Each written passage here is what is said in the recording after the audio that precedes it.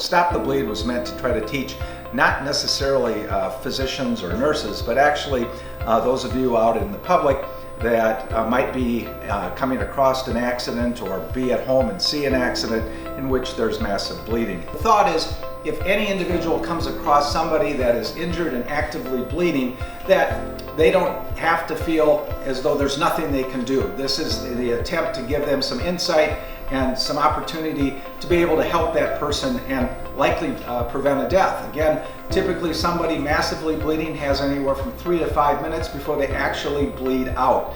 And therefore there is that opportunity to get involved with it before that unfortunate circumstance happens.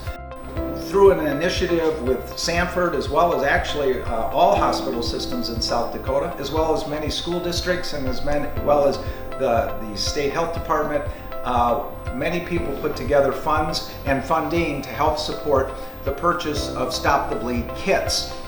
Much like you might find in a auditorium where they have automatic defibrillators now, nearby you may find a box that's called Stop the Bleed.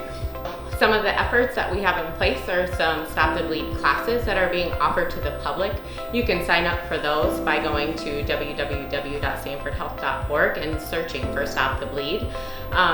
If you can host a class in your business or in your school, we are able to bring instructors out to you or to connect you with an instructor in your area or region, because as we have multiple instructors across the state, and we are really looking forward to providing this education to as many people as we can.